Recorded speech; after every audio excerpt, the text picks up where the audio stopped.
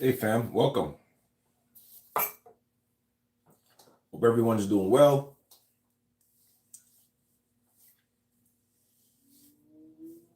Just gonna wait for a couple of people to jump in on the live. Give it another minute.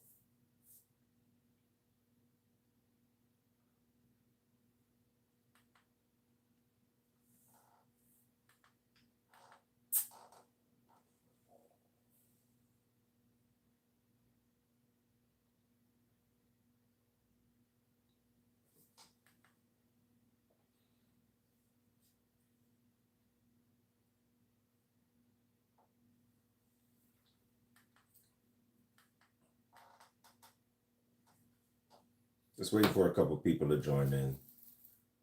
If you guys are watching this, and you guys are not on the live, thank you guys for joining. I appreciate you guys. Just kind of waiting for a couple of people to jump in. Happy Monday. Some people are at work right now. I'm not at work or school today, so appreciate you.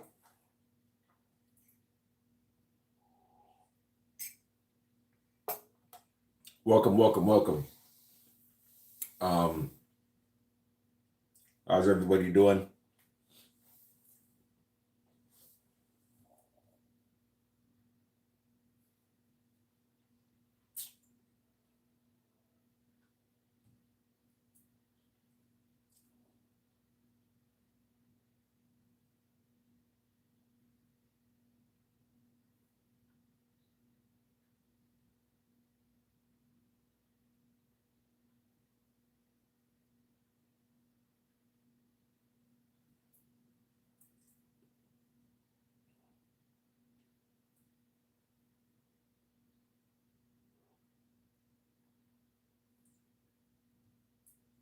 Welcome, guys. Welcome. How you guys doing?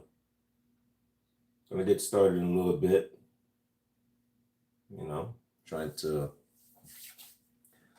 because of all the pieces. You're right. Zeus, I do have all the pieces. Welcome, guys. Welcome. Happy Monday to everyone. Hope everyone's having a wonderful day. Appreciate every single one of you guys so far. Mr. Black Mamba 305. That's my moniker. Mr. Black Mamba 305 is for the 305 in Miami. That's where I be. So thank you guys for joining. I appreciate you guys for jumping in. How's everybody doing today? Hope everybody's good. It's a wonderful day. God is good. God is great. Let us thank him for everything we have, man. It's a wonderful morning. I can't really complain. Sorry if I'm looking off to the side, trying to moderate the live real quick. Just started. So how's the morning going? Thank you, man. Fivers, OMG, appreciate you. Thank you, man. It's a nice wall, man. It's not everything up there, but I kind of set it up. My channel is a little, it's not one of the biggest channels, so I'm getting into it. This is episode 10. If you guys haven't seen episode 1 through 9, go check those out. I got some great points on different topics. I'm not your regular gun tuber. I'm not sponsored. I don't have a gazillion dollars to go out and shoot all these guns. So I'm doing it little by little with you guys. And what you guys are doing right now is what's helping me, is the viewership, is you guys coming into the live and interacting with me, donating, just liking, sharing the video, putting it out there. That's all I can expect from anybody. Just remember you guys were here on the ground floor when it was started.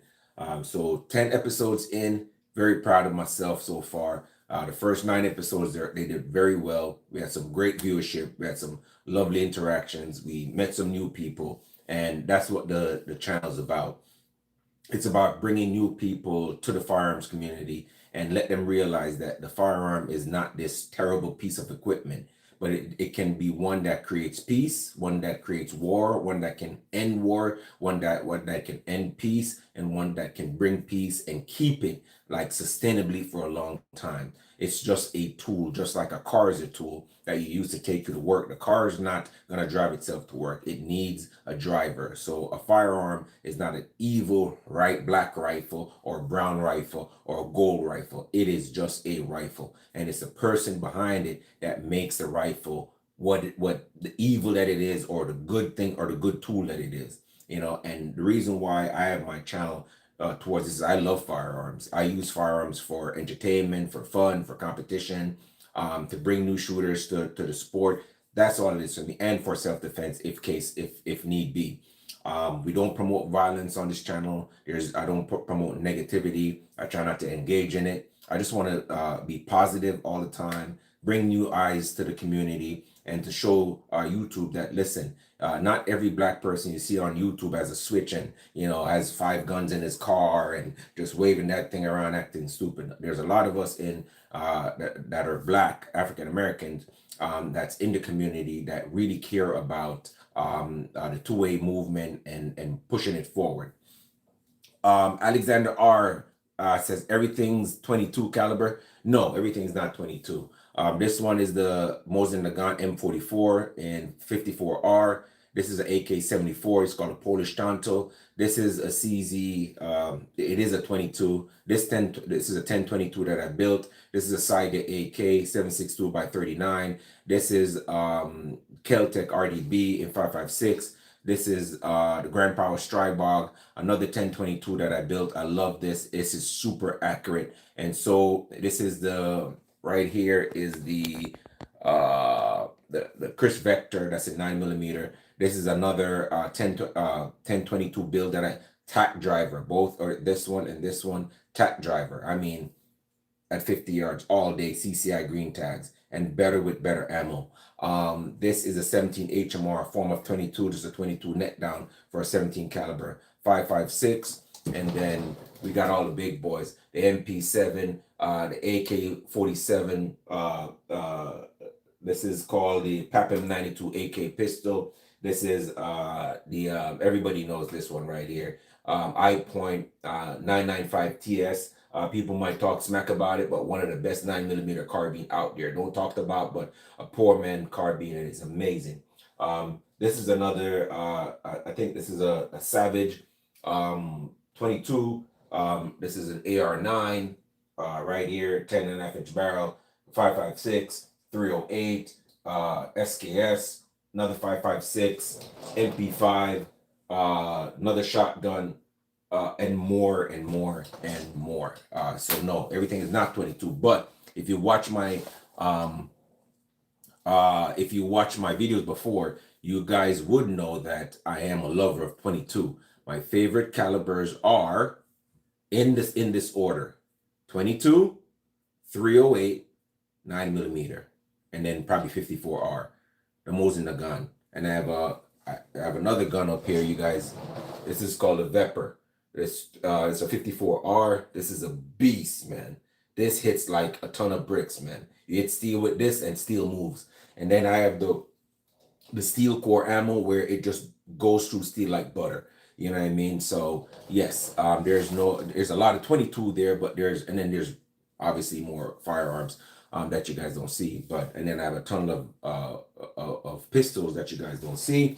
So no, it's not just 22s. It's just I do love 22s. So if that's what you guys think, that's what you guys think. Yes, so I do love 22. It's like a passion of mine. The second firearm I ever owned in this country was a 22. It was a Ruger Mark II, Mark III 2245, I think. I love it. 5.5-inch bull barrel, 10-rounder, tack driver. Till this day, I still love it. Beautiful bluing, just amazing. Super accurate without a sight, even more accurate with a red dot. So yeah, so that's that. So, but everybody know, if you've ever been here, is that Al Qaeda? I don't know what you're talking about. Welcome to the live though. Most Toast, appreciate you. Welcome to the Deadpool Codem. Appreciate everyone that's in the live. Thank you. Where are you guys watching from? I'm still setting up, so please tell me where you guys watching from and how your days going. Where you guys watching from? Talk to me, fam. That's what we hear. Interaction. That's why we're here, fam. I like to interact with everybody. Tell me what's going on. What's happening? What's happening?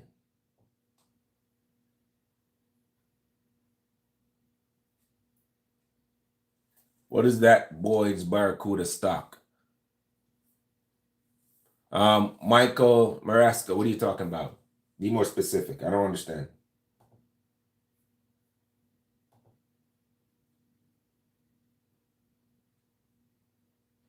The Boyd stock? Which Boyd stock? I don't even remember what a Boyd stock. I think you're talking about this one, and it's not a Boyd stock. This one is somebody actually gave me this as a gift. It's a Ruger 50th anniversary stock, and once I got it, I just built a 1020 accurate precision 1022 around it. It's not a Boyd stock, but it's a very beautiful stock. I can't really touch your guns on live because I'll get a strike. This is like I said, it's a Ruger 1022 in a 50th anniversary stock. It says it has the Ruger emblem right here on the bottom, and it has it written somewhere on the sides. This is running a 20-inch bull stainless steel barrel, bipod, innards from 1022, and I think this is I don't remember 3 to 28 scope here, tack driver. I can't mess with that thing. CCI green tags or those other ammo I can't remember. I need to buy a couple hundred of them. They tack driver on a 40 grain on CCI on CCI 40 grain. I can get about maybe a quarter inch with green tags, one jagged hole at 50 yards, man. Tack driver. And like I said, it's not a Boyd stock.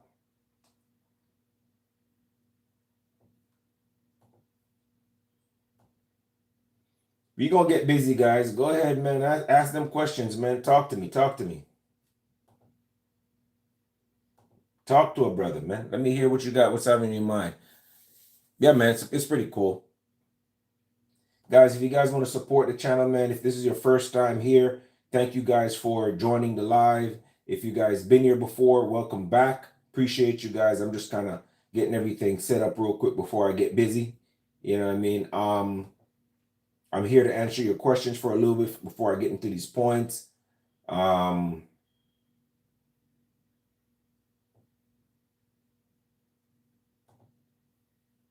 here for you guys if you have any questions. So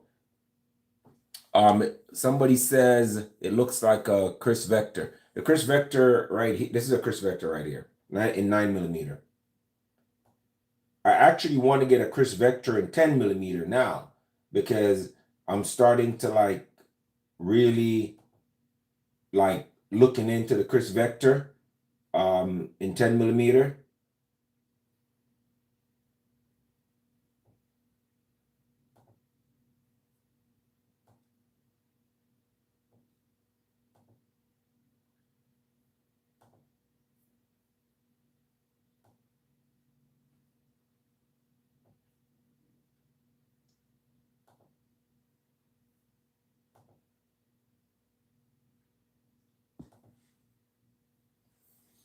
All right, what other question? Was about to ask if outcomes in different calibers. Yes, the Chris Vector comes in 45, 9, and 10mm, if that's what you were asking me. Yes, it does come. Bill Strafer, how many kids have to be started before you stop bragging about semi-automatic and semi-automatic weapons? There are a lot of sick people out there. Bill, I don't know what you're talking about, man.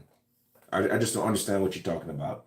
I don't want to disrespect anybody, but when people come on the live and ask questions like that, like Bill Strafer is saying, how many kids have to be slaughtered before you stop bragging about semi-automatic and whatever the question is? Again, I guess you missed the beginning of the stream. All right, guns don't fire themselves. Crazy people do, who commit atrocities like what you're talking about people dying. People die around the world every day.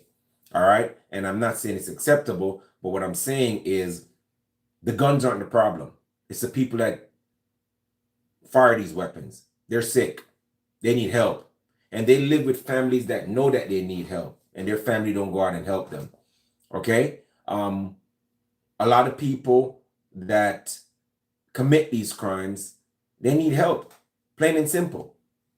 The guns don't just get up and go shoot people or commit crimes. The people that are sick in the head, they're the ones who go out and do these things. And so I'm not going to stay out here and blame firearms. Yes, a firearm is dangerous in the wrong hands. And that's just what it is. Let's stop placing blames on things and start blaming the blame on the people. You know what I mean? I'm not out here saying that, everybody should own a firearm. Everybody that's responsible should own a firearm, but not everybody should own a firearm. There's really sick people out here. There's people out here who think that it's okay for their kid to decide if their daughter at 5 years old should decide if their daughter is a boy or want to get surgery. There's crazy people like that. Just like how there's crazy people who have access to firearm. Can't blame the gun, my friend.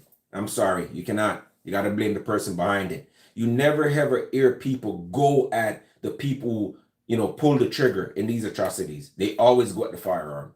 What does the firearm didn't pick itself up? And regardless of people being able to own firearms, there's always going to be bad guys with firearms. There's always going to be crazy people who can get a hold of firearms. If they don't get a firearm, guess what they're going to do? If you want to commit an atrocity and there's no firearm, look in Britain.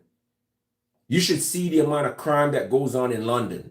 And they're not even allowed to have guns. Knife attacks are rampant in London because people carry knives all the time. So it doesn't matter what the tool is. The crazy people are going to get it and they're going to go out and they're going to commit crimes. If I don't have access to a firearm and I'm a crazy person, if I have a lead pipe and I go to a mall and I really want to hurt people in that mall, what's going to stop me? I can go through that mall, and I used to run track in college. I ran track in high school. I play soccer 3 times a week. I'm pretty fit. I bench press 315 twice a week easily, right? And if I was a psycho and I went out to a mall and I swung that thing and crack every skull I saw, how many people you think can run from me before the cops get to me? If I really want to commit that kind of atrocity, I can go and crack at least 20 skulls if I wanted to before the cops actually got to me. So it's not the tool, it's the person behind it. And that's what people need to address. These crazy people, not the firearm. Yes, access to that firearm is one thing, but then that's a whole nother conversation of how those people got to that firearm. All right, so stop blaming the firearm and blame the people behind those atrocities. All right. Welcome to the live, guys. Jeff Kendall. Appreciate you. Thank you for joining. Wicked Dez. Appreciate you. Thanks for jumping in. The gold-looking AK you're talking about is called an AK-74. It's a Polish Tanto. I just spray painted it. These are probably worth, like in this configuration, maybe a little less, but I could still get a pretty penny for it. I can probably get like $2,500 for it because they don't import it anymore. It's called a Polish Tanto. I still have the Bakelite furniture for it. I still have the Bakelite stock. I still have the magazines that come with it. So I can get a pretty penny for it. But yes, it's an AK-74. Tyler say, so how do you control what? I don't understand. Does it start to the manufacturer? It's not going to start at the manufacturer. They're still going to make firearms regardless of what goes on. It's never going to stop. The freedom that you enjoy today is because of firearm. It is the thought that people know that the United States have the firepower it has, why people don't try us, why you live in a safe country. I hear President Trump talk about getting the Golden Dome. And for people who want to oppose everything Donald Trump does, the Golden Dome is something that protects the United States. It's not for himself. It doesn't protect Mar-a-Lago. It protects the country, and it means if there nuclear missiles or the enemy want to send some kind of threat over anywhere in the United States, the Golden Dome is set up strategically all over the United States as a protection, right? So you can look at it as, Wakanda. When Wakanda has that, invisible dome, and if you run into it, don't see it, you might crash. It's similar to that. It's a protection against foreign invaders. And if they come with nuclear missiles, those things will shoot it down before they can hit the ground. So, I don't understand how people just opposed to everything Donald Trump does when it's for our benefit as a country, and I just don't get it. You know what I mean? So, yeah, the manufacturers are going to still keep making things like this regardless. All right. Tyler says, yeah, but a knife and a gun have different effectiveness. You can crack 20 with a gun much faster than a knife. Is that wrong? Tyler, regardless, it doesn't matter if one person dies or 20 people die. A gunman can go into somewhere and shoot up the place and only kill one person. A knife man can go into somewhere and stab people and kill 20 people. It doesn't really matter the amount. One life lost is one life too many. All right. So, and it has nothing to do with guns only. It has to do with the person. Again, it's the mindset of the person that is carrying out the act. That's atrocious. That's the problem. And Zombie Slayer, you said it does matter. Also, please tell me, how does it matter? Jim O'Connor said, I traded my Glock for a 73 Javelin. What's a 73 Javelin? Enlighten me, my brother. I don't know what a 73 Javelin is. Tyler says, I agree with you. I appreciate it, man. Zombie Slayer said, that's why it needs to be regulated better. Not saying nobody should have guns, but not everyone should, especially if they have. And I think that is exact. And I know it doesn't seem like it, but a lot of things that is happening behind closed doors that we don't see in our everyday life, it is happening. They are creating stricter gun control laws, not necessarily laws, but they are making it more difficult for people with mental health to acquire these guns, and that's why there's background check needed. But regardless of background check and whatever the government is doing, like I said, if someone wants to get a hold of a firearm, there's very little that we can do about it. It's just what it is. If you take a guy leaves prison, right? And he's been in prison for 20 years and he's dead set on revenge on whoever got him to prison. Just creating a scenario. And he wants to get a firearm. He doesn't have to go and order a firearm online or go to a FFL to buy a firearm. If he wants, he can get one. He's just gonna go to wherever he knows he can get one, a ghost gun, and he's gonna get one. He's gonna commit a crime. It doesn't matter, whether the government does everything in their power to make sure that guns are out of the wrong person's hand. If the wrong person wants to commit a crime, whether it's a gun or knife, they're gonna find it. All right, Jim McConnell says AMC Javelin 401 Corvette killer. Oh, so that's a car. So my man said he sold his Glock to help him buy a 401 Corvette killer. I don't know the AMC Javelin. I'm gonna have to look that up real quick. Let me look it up real quick and see what an AMC Javelin is.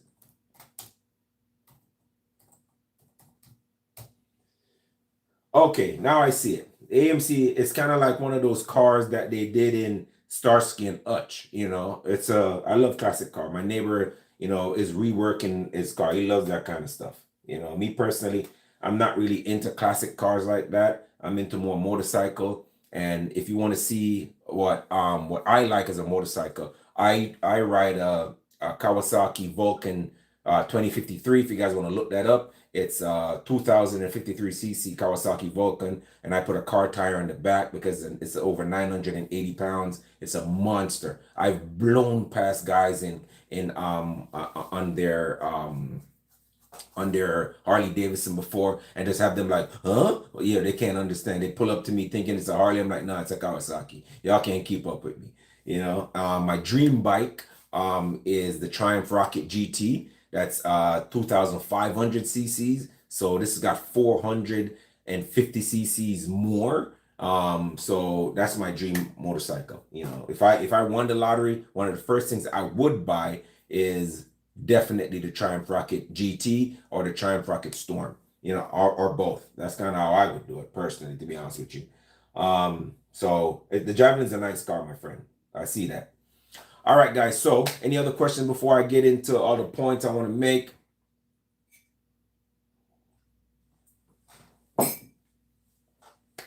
Why not a Ducati? Honestly, Jim, I'm not really into Ducati like that. I had a Kawasaki Ninja before. I'm not into sports bike anymore. I think the older I get, the less I want to go fast, and the more I actually want to enjoy the ride. I live in Miami, so if I'm riding to the Keys, I don't want to fly to the Keys. I want to travel to the Keys, if that makes any sense. I want to just sit back and cruise and enjoy the ride. I can literally just look to the side, look at the water, look at the miles ahead of me, look to the right, look at the Everglades, and do my ride. If I want to go to the Keys, if I want to go to Fort Lauderdale, if I want to go wherever, I want to enjoy the ride now. As I get older, I'm not into I'm still into adrenaline stuff, but in more of a safe, I want to get there safely. Not that I can't get there safe on a crotch rocket, but I feel like when I ride on the road,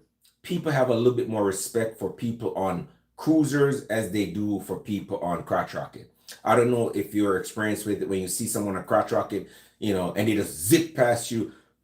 You're thinking to yourself, this guy doesn't care about his life, what I mean? But when you see somebody on a Harley or, a big cruiser, you're a little bit more like, okay, let me move aside, let this guy go through, because this guy's cruising. He's there with his wife or his girlfriend or his partner's riding. That's kind of where I'm at in my life. So that's just how it is. I'm just into 60, 65, 70 miles an hour, and I'm good, bro. I don't need to go 110 anymore. I don't need to go 180. That's gone. Now I'm into firearms, riding motorcycles. If I want to get a nice truck, that's what I'm into. Nice GMC, a nice GMC truck, or a F-150, or a Ram 2500. That's what I'm into. I'm not into driving like a maniac anymore. Bay 510 say, I have zombies around me. Protect me. I can't protect you, my friend. You better go get a firearm. Jim O'Connor says, gotcha. You live near heaven. Heaven on earth. I don't know if you're saying that Miami's heaven on earth. Yeah, Miami has its drawbacks, man. Miami's it looks enticing, but it's all smokes and mirrors and smoke and mirrors, man. Miami people work hard, outside of what you think of on the music videos or the documentaries. There's a lot of people in Miami that work very hard. They go to work, they sit in traffic like everybody else. Everybody thinks that Miami's a better roads. It's mad expensive here. And the job market is not necessarily very conducive for everybody moving here. So, unless you're in a specific field or you've been here all your life and you've moved up, Miami's kind of expensive. So it's a great place to live, but people sometimes aren't that friendly. Sometimes I go out of my way and I'm like, hey, good morning. People look at you like, huh? What? Like, people are nice, but they're semi-rude, man. When I used to drive tractor trailers. And when I drove in other countries, people pull over, let you get in, and they honk you and wave to you. Here, that doesn't happen in Miami. Yeah, somebody will be going 35 miles an hour in the fast lane where you're supposed to do 60, 70. And if you try to go around them, they'll speed up so you don't go around them and then slow back down when you get back in front. That is Miami for you. You will give somebody the right of way to cross the street, and they will literally stop in front of your car, talk on the phone for 10 minutes, and then cuss you out because you honk at them. That is Miami. That's how I see Miami. People are not very polite. There are some nice people here, don't get me wrong, but it seems like I never really meet them unless, I go to a function and then you start talking to people. Yeah, but just seeing them on the street, people aren't that polite, man. The girls, if you think that you're going to come here and get some Latina, big booty girl, and you're going to live happy ever after, stay where you're at, If you don't have, and if you're not, it's not going to work out for you here. Don't come here. Miami is not what it's cracked up to be. To be honest with you, I love Miami, But as I get older again, I want to be more away from everything. I'd rather have a big plot of land where my neighbor's neighbor is maybe a mile away, and I have acres where I can have multiple dogs. I can have my own shooting range. I have enough land where my kids can just ride on dirt bikes, maybe a little pond, stuff like that. That's kind of the life I want to live. If I was rich, that's the life I want to live, not no Miami life. It's like I said, it's not all cracked up to be as it is.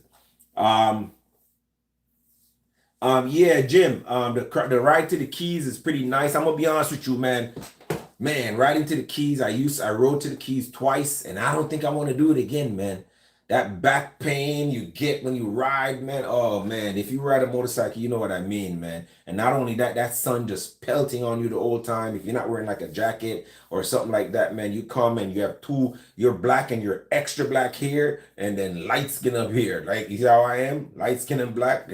It's worse when you ride to the Keys, man. And then when you ride into the Keys, you can't really speed because, and we're talking about Key West, because there's cops lined off all the way to the Keys. So you don't know where you're going to be riding and you get pulled over. And those guys, the Keys is very calm. So those guys are waiting for you to go speeding. So, the Keys, that ride for me, man, is just like too much. If I'm going to the Keys now, I'm driving my car.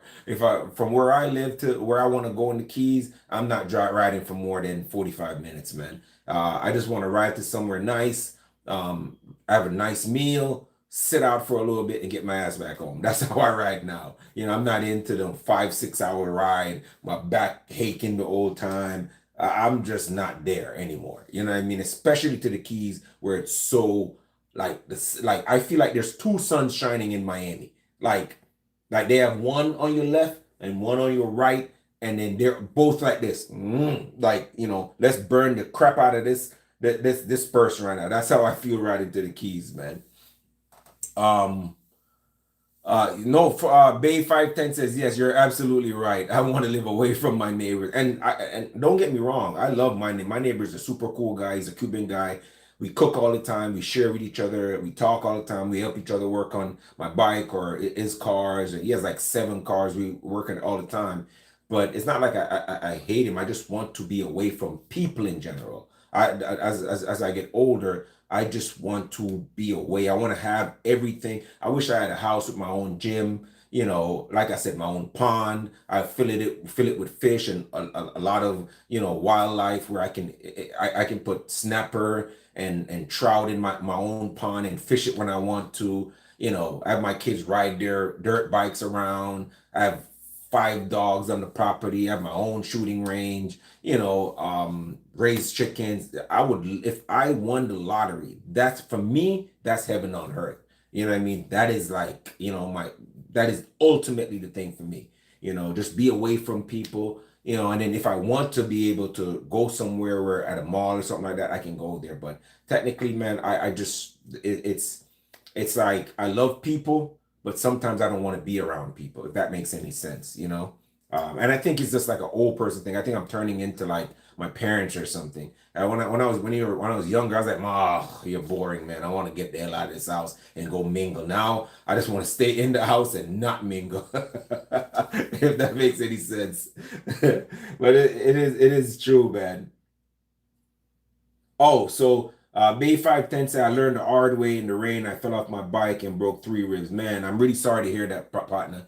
For me, I don't ride in the rain. I always check the weather. And if the weather does catch me in the rain, I always stop under a gas station or wherever. And then when it tapers down, I ride very carefully, man. I fell off my motorcycle before. Not any of these two that I have. I have a Honda Shadow Aero 750. I had another Kawasaki Vulcan EN 550 bobber, and I have this Kawasaki Vulcan 2053. And I fell off the bobber before in the rain, and it was pretty embarrassing, man, because I was riding like, yeah, I've done this many times, and I hit like a slick part. Hit my brakes, and I couldn't control it, and I just slid off. It was so embarrassing. But I got back up, nothing was broken. It just kind of, slid a little bit. And I just bruised my ego a little bit, got back, pulled over to the side, went and got something to eat, wait for the rain to stop, sun to come out. Then I slowly rode back home. And since then, I try to stay away from the rain, man. You just got to be careful. It's not worth it. No, it's not worth riding in the rain. Um,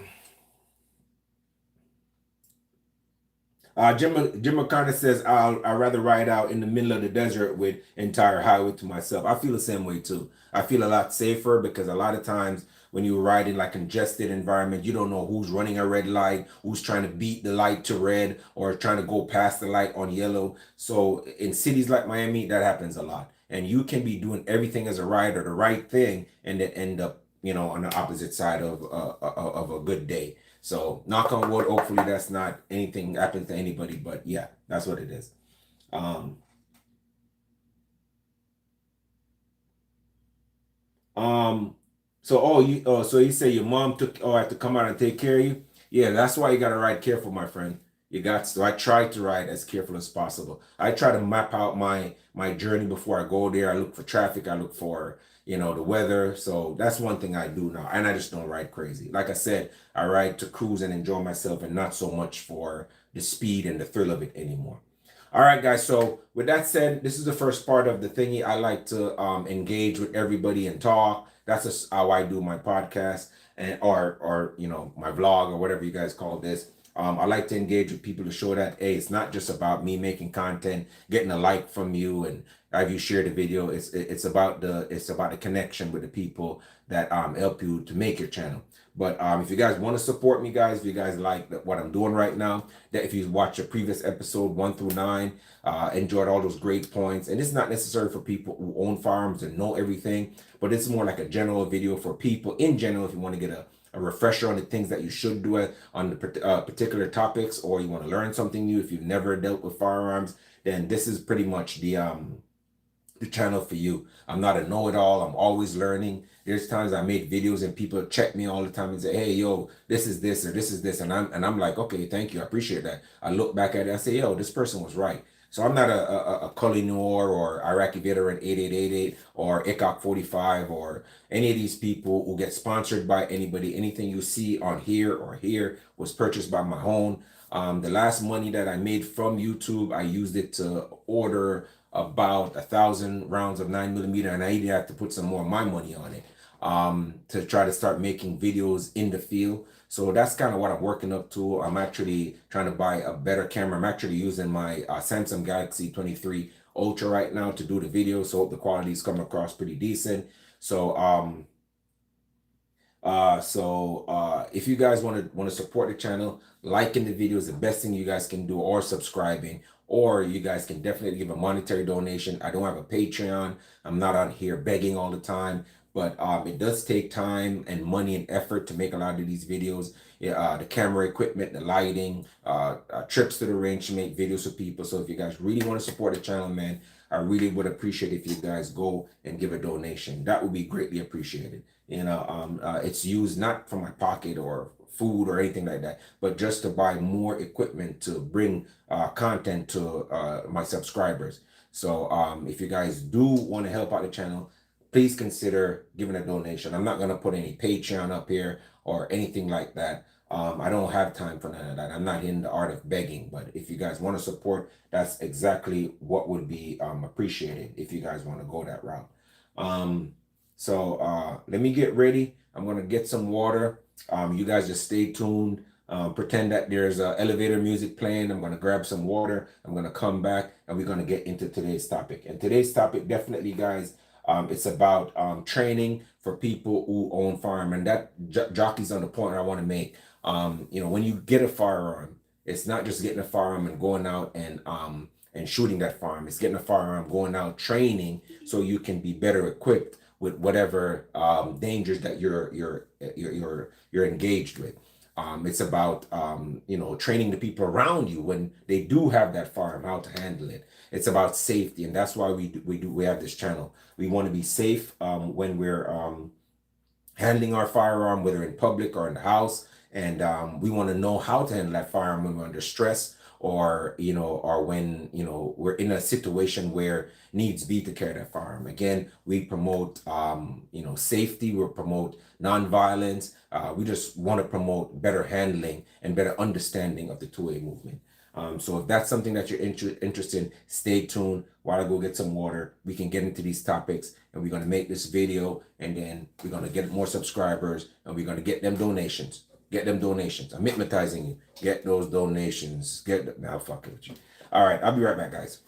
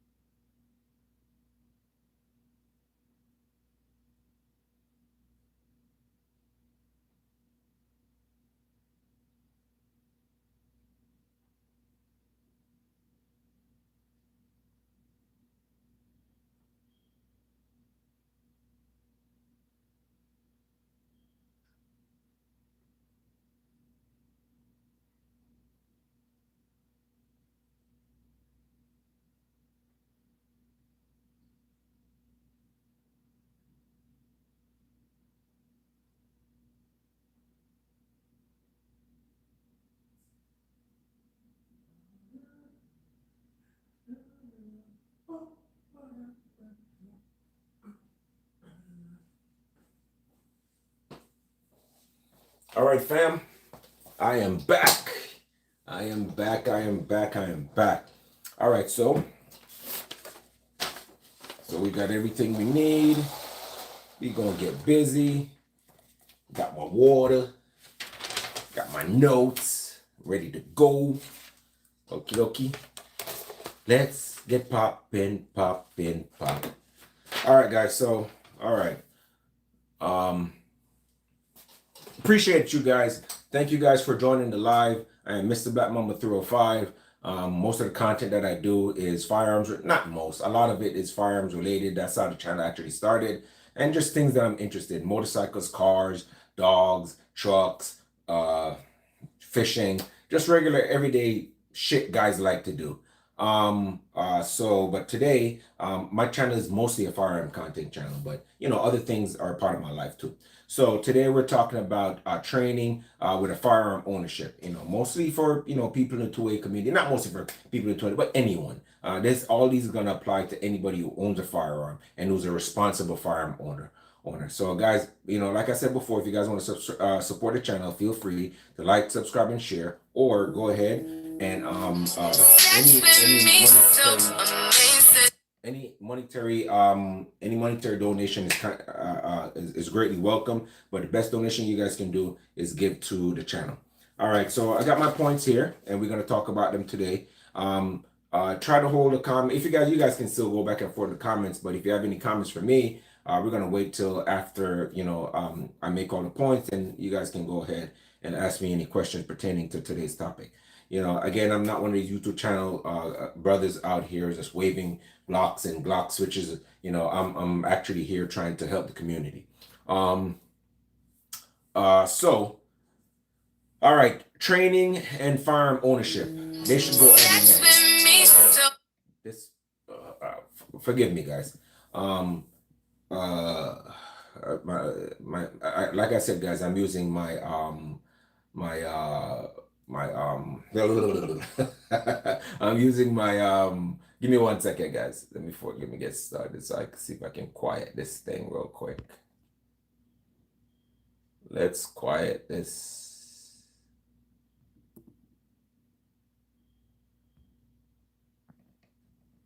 All right. Hope you guys can still hear me. Everything's good. You guys are good? Shooting that farm is getting. Just want to make sure you guys can hear me. If you guys can hear me, let me know. You guys can hear me, right? All right. Hope you guys can still hear me. Yeah. All right. Sorry. My bad, guys. My apologies. All right. So, guys, if you guys can't hear me, just write in the comment, because my phone was ringing and I'm using my phone to record. And that's one of the reasons why, the donations are welcome, man. I'm using my phone, man. So that's what it is. All right, let's get back to the business. All right, so we're talking about training, and I appreciate the subscription, Greg. Thank you very much. Appreciate you. All right. So let's talk about what you guys came here to hear. All right. So I think that firearms and firearms training should go hand in hand. I don't think people who get into firearms should just get into firearm just to have a gun because it looks cool or they know they have a firearm. I think the training is just as important as having, the firearm for self-defense. The training is just as important. You don't want to just, have a firearm because you have it. You want to be able to know how to use it, how to maintain it, how to clean it, how to act when you get in a certain situation and not injure yourself or unnecessarily injure others. And this brings me to my topic today. Um, so carrying a firearm is a choice, right? This is the choice we choose to have. And as such, we should choose to get the proper training. But regular training is a moral and a legal obligation. And I think once you carry the firearm, you are obliged to learn to use that weapon. So we're gonna go and talk about some points that that I've written down here that why the argument for you to have some training with a firearm. So first and foremost, we're gonna talk about lives and accuracy, meaning the regular practice increases marksmanship and reduce the chances of accidental hits in high stress encounters and fewer tragic mistakes. So if you own a firearm, you never know what situation you're going to be in. But if you practice with that firearm and you practice consistently with that firearm, you're going to get to know your firearm. You're going to get to know the quirks with that firearm. And if you are under a high stress scenario, you are going to handle and perform better with that firearm. If you are going to do tactical training, and I remember I used to be a correctional captain, and a lot of the training we do was high stress stuff. You would run, and then they will give you a target. You will shoot at the target, and sometimes the target is a man holding a woman, and woman is her body's in front of the man holding her. So you have to decide on the spot while you're sweating and running and going under something to see if you're actually going to shoot. A lot of people shoot the woman in the stomach, not knowing that, hey, if that's the case, you can't shoot because of that high stress. You don't think very well. The adrenaline is running, your mind is going a million miles a minute, and you might just think that you have to fire because you see the person with a gun, but then he has somebody in front of him. So training in high stress environment will help you cope. And as you do that more often and more often in the situation, instead of just looking and just shooting, you start developing that quick second, okay, am I seeing right? Okay, boom. I need to back off. So training with that firearm is only going to make you better in an high stress situation. So you don't want to just have a gun. You want to know your gun. You want to practice with it, know the quirks. So if it has some kind of malfunction, some kind of stovepipe, you know how to quickly change it and get back into action, move out of the way while you switching that, know how to hide behind cover, and even though multiple things are going around you, you're still aware of stuff while still paying attention to the main focus. And that's what training gives you. So I think training with that firearm, and that will keep you from hurting the wrong people. Because just having a firearm and being in a situation, you don't just want to like bam, bam, bam, bam, bam, just firing that firearm all willy-nilly. We're not here to hurt anyone. We're not here unnecessarily. Even the bad guy, you don't necessarily have to hurt the bad guy. Sometimes that firearm, just because they know it's there, it's already a deterrent. And that just keeps you from committing some kind of crime, firing them off, hurting somebody unintentionally. And I think that, that definitely helps you to make a better decision on the high stress situation. The next thing is muscle memory under stress. Constant repetition, right? Repetition builds automatic responses. The draw, the safety check, the reload that perform better under adrenaline than theory only. When you are under stress, if you've not been a police officer or work in law enforcement or a competition shooter, if you don't know how to handle certain things, it's going to be foreign to you. But because you practice with it every day, even just dry firing, creating a stovepipe, because you can dry fire or pretend to be firing something, and somebody can be poking something in the ejection port to simulate a stovepipe or a mishap with a weapon, and you can know how to drop the mag, clear the thing, reload, get back on time. But if you don't practice that kind of stuff, guys, when you get into the field and it matters, all right, you are not going to know what to do, especially with the adrenaline flowing. You're not going to know what to do. So definitely muscle memory is something that is real. Practicing with your firearm, cleaning your firearm, breaking it down, know the ins and outs, know the little quirks that your firearm have, is definitely an advantage. So think about that. Muscle memory is definitely a good thing. Practicing, create that muscle memory, creating those good habits is definitely going to help you in a high stress situation.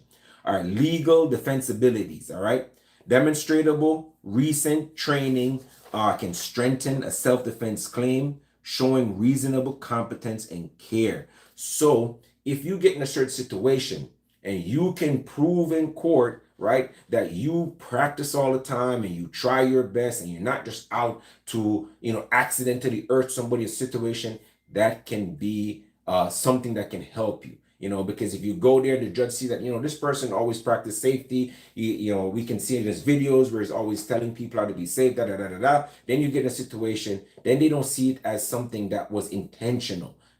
He always practiced to make sure he's doing the right thing. It just happened that this time something went wrong, and maybe, the judge can be a little bit lenient with you.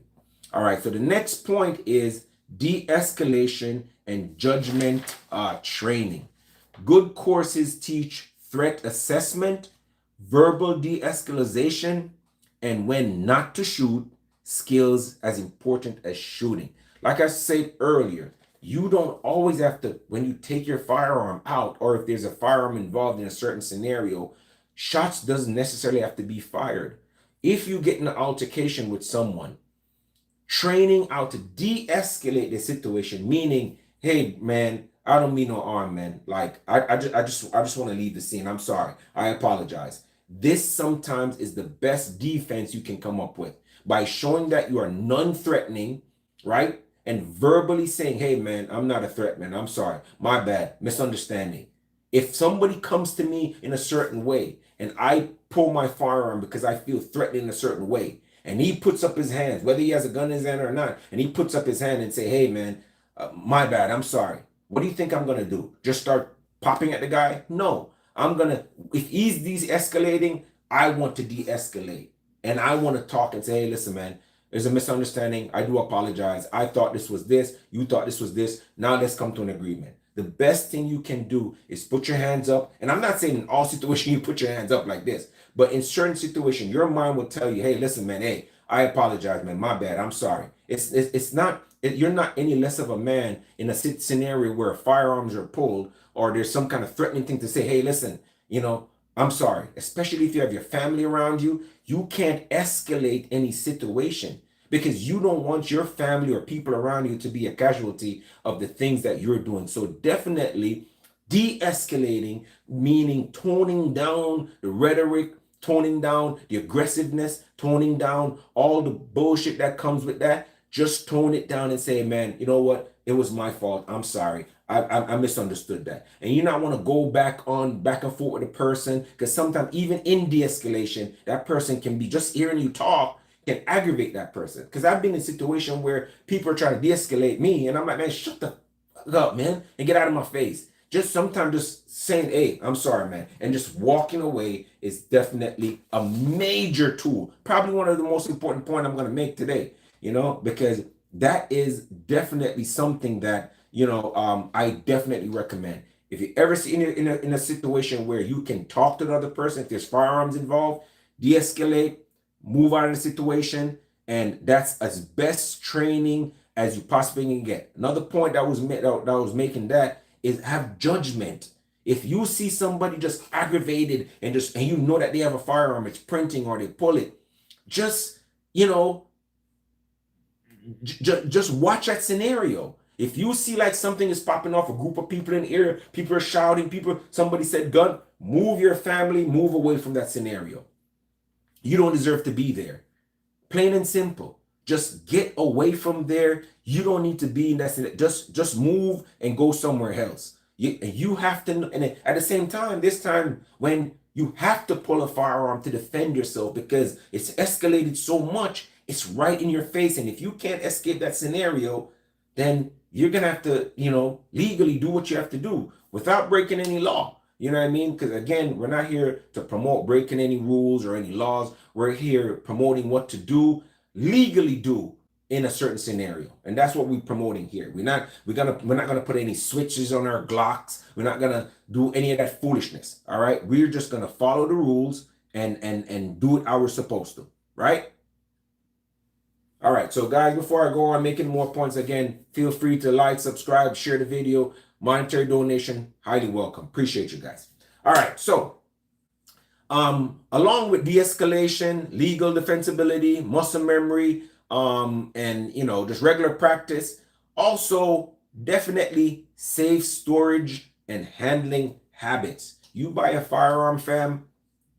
If you're all right, let me talk to the ladies here for a little bit, if there's any ladies here. And I'm not, singling out any women because I think that they're less capable of handling firearms, but it's just because I know women are not majority of women are not as into firearm as men are. So they're not going to watch the videos. They're not going to break the firearm down. Most women, they're just going to buy a firearm, put it in their bag, and say that's it.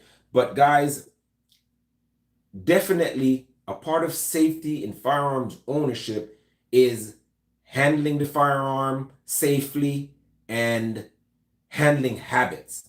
So if you as a woman or as a new gun owner purchase a firearm, you don't want to just purchase that firearm and just put it in your bag and put it down in the house, especially if you have young kids, especially if you have a gentleman, like men that come to your house and you're promiscuous with them. You don't know, some men are sneaky. They'll search through your house, take your firearm. It's just this end of scenarios where handling a firearm is of utmost importance, especially if there are children involved, teenagers. A lot of teenagers, they know that their mom or their dad has a firearm. They want to play with it. They don't know how to handle it. Next thing you know, God forbid, something goes wrong. So knowing how to handle that firearm, whether at home or at the range, is of utmost importance. So when you do buy a firearm, guys, if you don't know what to do and you need some kind of training, take a training course. How to handle your firearms. There's people at your local ranges that you can maybe pay them for your time and they'll show you how to handle the firearm, how to properly store it, get a safe, get one of those little box safe, or you can buy actually a regular safe,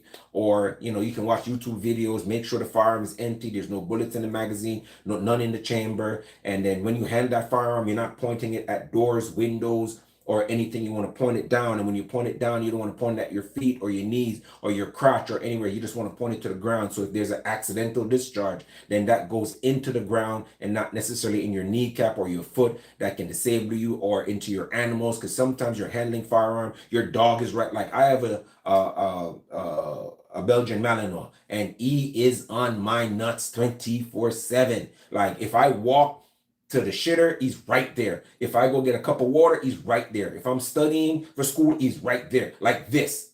He's there like this. And his tongue is doing this the whole time. Just licking and touching all the time. He never leaves me alone. Sometimes I have to put him in the cage to get work done. You know what I mean? So, if you're handling like that and there are dogs jumping up on you, sometimes you get distracted. So definitely, you definitely want to learn how to store these things properly from young kids. You want to know how to handle it. When you go to the range, you want to make sure that the muzzle is pointing down range. You don't want to be asking questions while you're swinging the muzzle, sweeping everybody, on the shooting range. So that is definitely something that you guys want to think about when owning a firearm. All right. So think about that. You don't want anybody to have any unauthorized access to that firearm that you didn't deem for them to have. All right. So the next point I want to make is confidence versus panic. All right. Competence builds calm. Carriers who practice are less likely to freeze or panic and more likely to make clearer decisions. So if you practice with that firearm, when you're in a certain situation, you are going to be more capable, more ready to handle that situation. You're not just going to be freaking, I don't know what's going on. And the next thing you know, you let one off, somebody gets hurt that doesn't deserve to get hurt. So you want to practice with that because it gives you confidence and calms down that panic. So when you are in, if you want to, if you're practicing with it, you want to create certain scenarios where if you get into that scenario, you have a memory to back up and say, okay, I remember being in this scenario.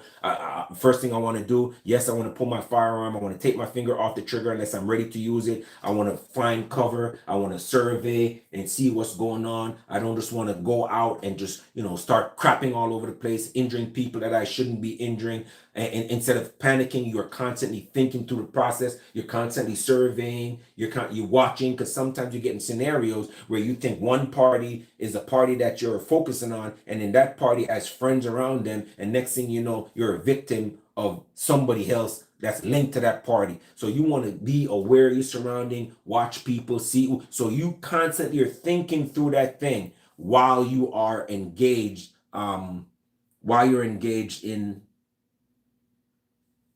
I'm sorry, guys. Got distracted there for a little bit. While you are engaged, in that scenario that you put yourself in. So think about that, okay? So confidence versus panic. You want to be confident. You don't want to be panicking the whole time, just freaking around, just looking around, not knowing what you do, sweeping people, finger on trigger, getting nervous, bam, bam, bam. Then you get in trouble. So think about that. That's number one. Next point I want to make is, all right, what's the point I wrote down? Equipment familiarity. Familiarity. Right? I get tongue tied. So you want to practice. Practice exposes weakness in holsters, magazines, or carry methods before they fail in a crisis. So if you know that you're going to carry a firearm with a certain holster, or you're going to you're going to use a certain firearm that uses certain magazines, or whatever, you want to carry it in the front, you want to carry it on the back, or you want to carry it to the side, it is best to practice with that on the range before you take that into real life. All right, because you don't want to go around, just printing everywhere you go. You want to be able to, okay, you're at your house, you want to put on a certain clothes, you want to look a certain type of way, because brandishing is a thing. Brandishing meaning when you walk out in public, you conceal your firearm, but people can see it and people know what it is. You can get in trouble for brandishing. So think about that. You want to make sure, you at home and this, okay, when I carry my firearm like this, it's very concealed. Nobody can tell. If I carry it like this, okay, it's a little bulgy. People can tell. If I lift my arm up and it comes back down, I'm going to see that bulge on the side. I don't want to expose myself, because now I give away the advantage I have. If there's a scenario where somebody comes with their firearm and they're, and I'm moving around all day and they can see it, then I'm the first target that they see, because they're going to see me as a threat. So you want to think about all those things. You know what I mean? You want to make sure that you practice with it. You want to make sure, okay, pulling, boom, boom, boom. You're not going to pull and squeeze certain things, because a lot of times if you don't practice, or when you just start practicing, you can pull a firearm, and the first thing you do, you push your finger in the trigger guard, and next thing you know, you're frightened and you're firing the weapon prematurely. Or you can pull, and you squeeze the mag release and you drop the magazine, and the magazine is gone. Now you have to bend down and pick up there's a lot of practicing that goes on that you need to be aware of when you carry a firearm. So be familiar with your equipment, the holster that you're using. Sometimes you might have a holster, and you pull and it's stuck in there. You're just like this. No, you want to make sure you practice with that holster. Boom, boom, boom. It's muscle memory. Boom, you have it. Boom, you're ready to go. You practice that over, just in case you guys don't see what I'm doing. Okay, lift up, pull out, point. Lift up, pull out, point. All right, lift up, shooting from the hips, pop, pop, pop, pop, pop. Okay. Pop, pop, pop, pop, pop. Okay? Pop, pop, pop, pop, pop. Or you can do this. Pop, pop, pop, pop, pop. There's so many training that you guys can do, guys, that if you are shooting from the hips, there's certain things that you can't do. All right? There's certain training methods that if you only learn it if you train. Plain and simple. You know what I mean? So these are things that you learn if you're training and you're familiar with your firearm. not just getting it, put in your bag, and you think that when there's a scenario, boom, now you use it. Because I promise you guys, if you, most firearms that you you purchase, sorry guys, just a moment. Most firearms that you purchase, they come with a very tight tolerance. The springs are brand new, they're stiff, right? The parts that slide together, the burrs are still there. You have to like ram it. But the more you move those parts, the more those parts start shaving down, the smoother it gets. Some of them need to be polished. Feed ramps need to be polished. Slides need to be polished. Not necessarily polishing, but just from use, they'll polish themselves out to what they're supposed to be. And after maybe a couple hundred rounds, your gun is broken in. That's why they talk about a break-in period, where some guns need 500 rounds, some guns need 200 rounds, some guns need 100 rounds to break in. It's just what it is. But being familiar with that firearm is going to bring you to that breaking in period. So you have to be familiar with your firearm. If your firearm, a lot of firearms come from the range, and when you look down that sight and you think you're dead on, it's shooting left, high right, high left, low right. If you know that your firearm shoots high right, then you have to go low left, right? To get it on target. That's something you in your mind know if it has fixed sights. Or, until you change out the sights or whatever the case might be, or you put a red dot on it, then you know this is, if I'm aiming, I need to see the target and just Kentucky windage a little bit, And so that's equipment familiarity. All right. Final point I want to make is community and mentorship. So training connects carriers to experienced instructor, fostering norms of responsibility and accountability. The more you train at a certain facility, the more you get to know the instructors. You can introduce new shooters to that instructor. You're more familiar with training. Just that's it. Training concept, carriers to experienced instructor, fostering norms of responsibility and accountability. That's it. There's no other point. So yeah.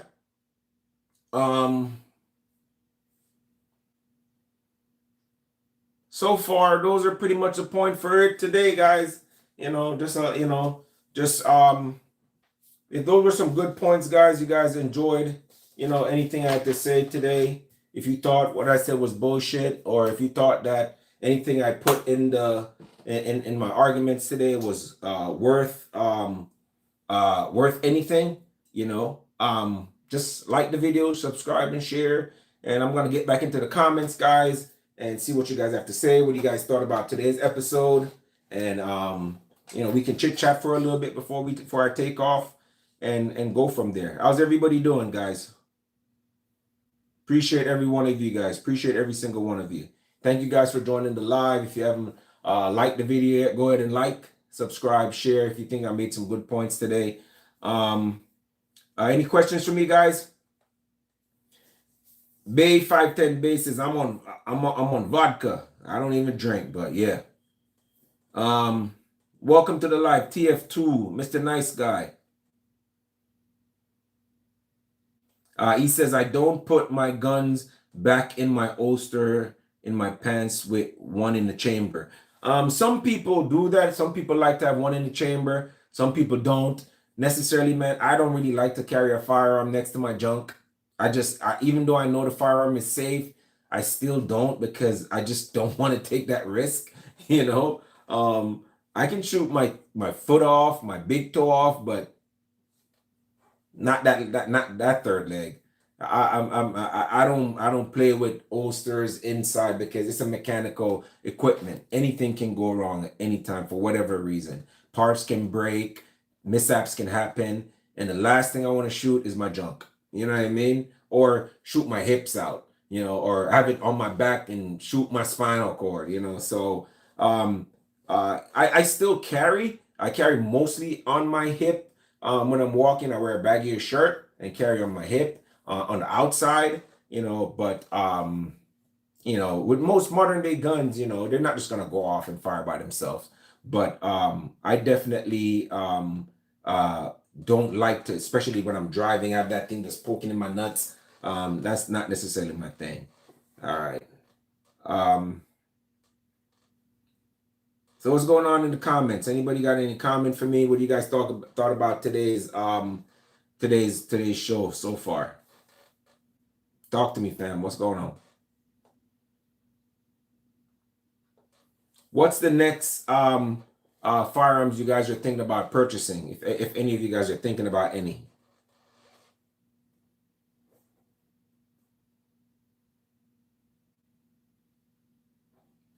Greg Woodbridge says I'm on home brewed beer while getting time off from ribs. What is that? What is ribs like a restaurant or something, or a job site? What is that? And what are my peoples up to today?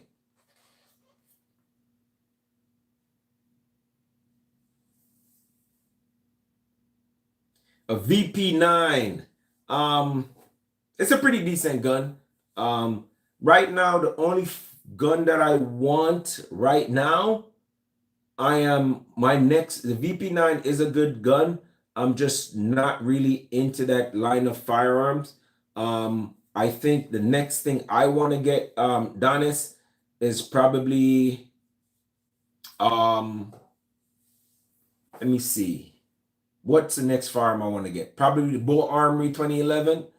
I probably want to get something more affordable. I'm not gonna go with those super high price 2011s, but I've been looking into the Platypus, which is not necessarily a 2011. It's more like a Glock style firearm that mimics a 2011.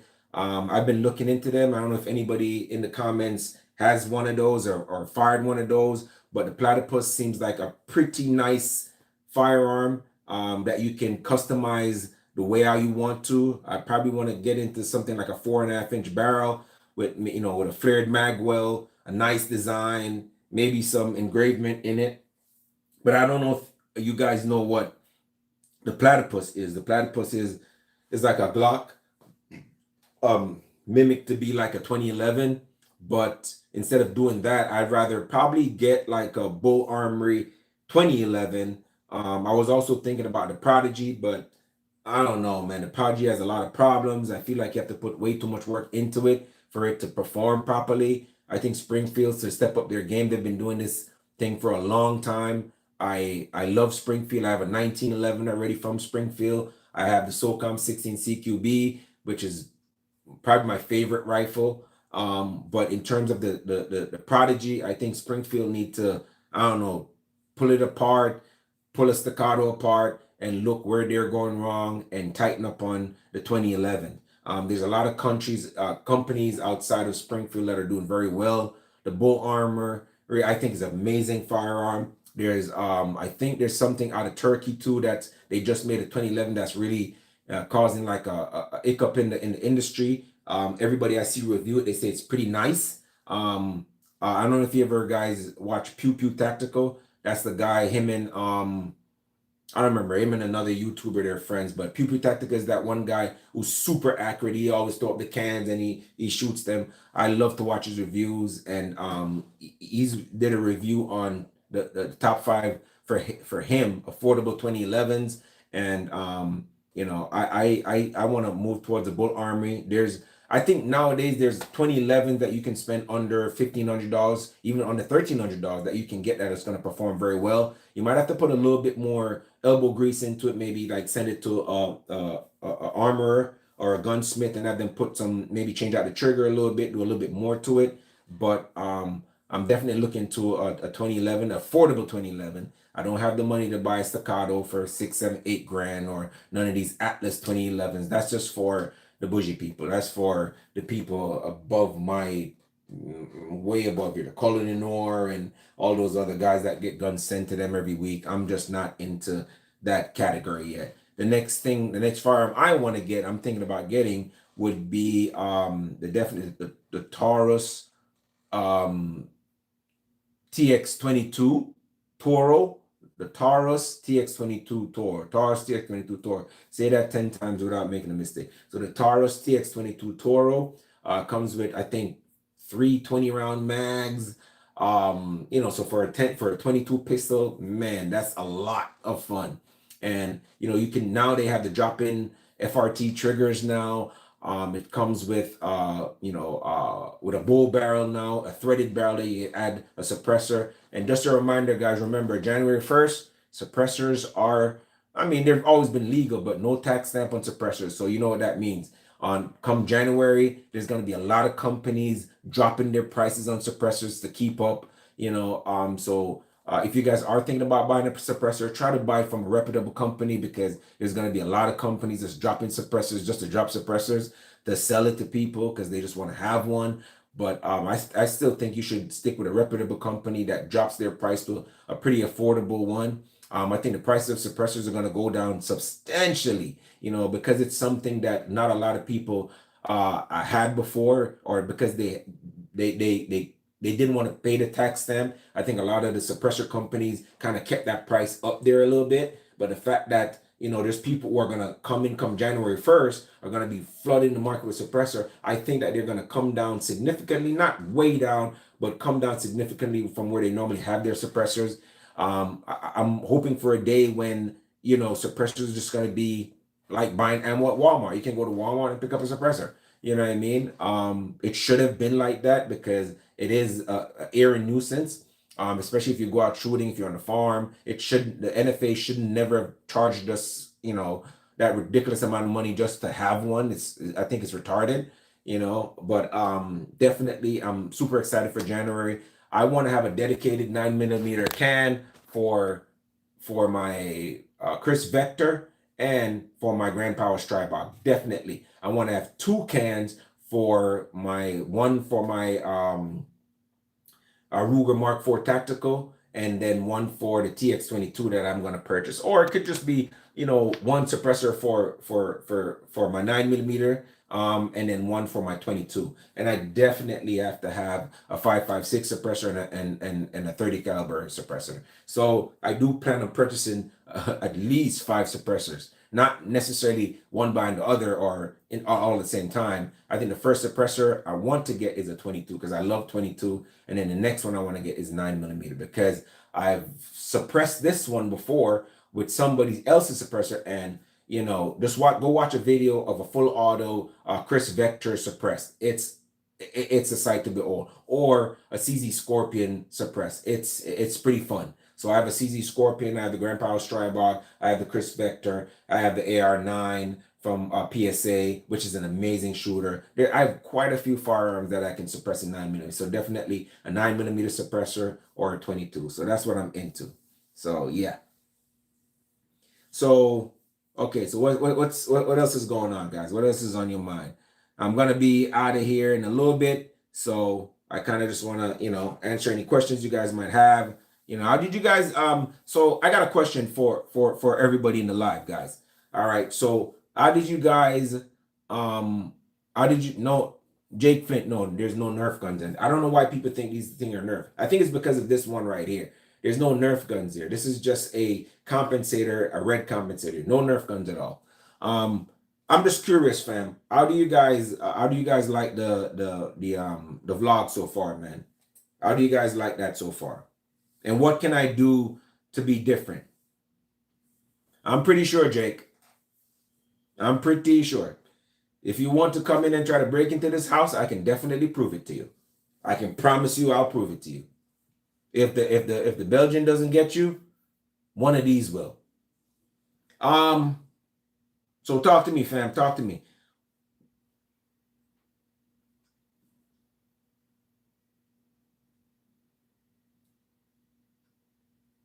The Ultimate 28. It says to the left of the nerd gun, it looks like a 1945 gun. Which one is that? I don't understand. Which one? Which one? The Nerf gun. To the left of the Nerf gun. This one, he says this one looks like a 1945. This one right here. This one.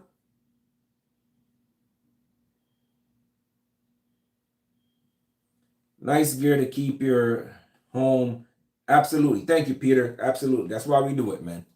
We don't do it to show off. We don't do it to create mayhem. We don't do it to create destruction. We do it for the protection of our families. That's how we do it, guys. Absolutely. That's why we do it. Absolutely. Guys, go ahead and hit that like button, man. I appreciate you. I'm putting my time. I appreciate if you guys put your love into it too, man. Thank you. All right, so the one he says the one with red circle. The one with the red circle is a Ruger 1022. I was building a theme gun for a handgun, and that's a compensator for a 1022. Not that it's necessary. It was just like a theme gun I was building, and the parts were red. I ended up changing it out for something else, and then this little comp fit on this Ruger 1022. Super accurate 1022 ready that I built. It's in a Hogue stock, just a little red dot and bull barrel, 18-inch bull barrel. So I just kind of put it on there, but it's not a Nerf gun. Absolutely, it's not a Nerf gun at all. I promise you.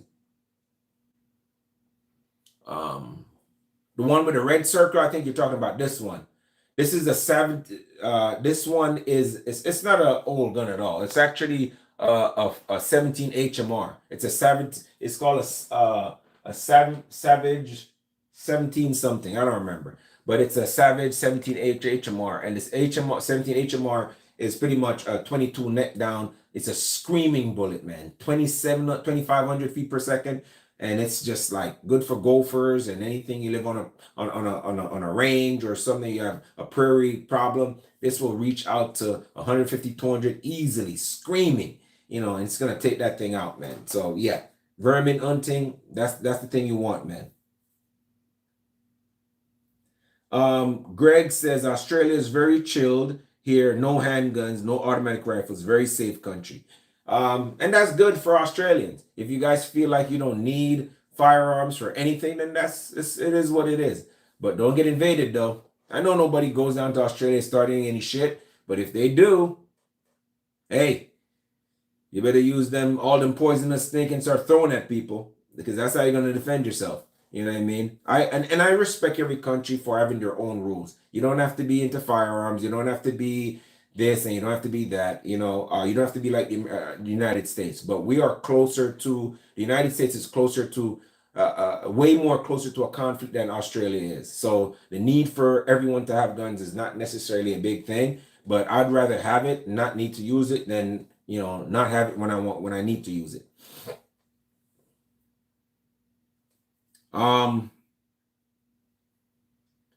Lord Robert McDonald says, sad reality that men feel like they need to surround themselves with guns, bullets to feel safe and manly. Lord, that's not the reason why I have these guns. I don't feel manly because I have firearms. I've trained in jiu-jitsu. I've been a correctional captain for years. And trust me, I've seen the worst the state of Florida has to offer. I'm not afraid of anybody. I've walked into cells with serial killers by myself, had conversations, had back and forth with them, and there's no fear here, my friend. I'm Jamaican. And if you know about Jamaicans, there's not very much that we fear, and you know that when we get down, we get down. I don't need all of this. If me and you were to lock in, there's unless you have some kind of training, there's not very much you can do to stop me from ripping you apart without any of these firearms. All right, so it has nothing to do with me being manly or feeling safe. I collect firearms because I love them. Women collect shoes. Some people collect. My neighbor has 7 cars, and it's only 2 of them that drive. He just collects them because he loves them.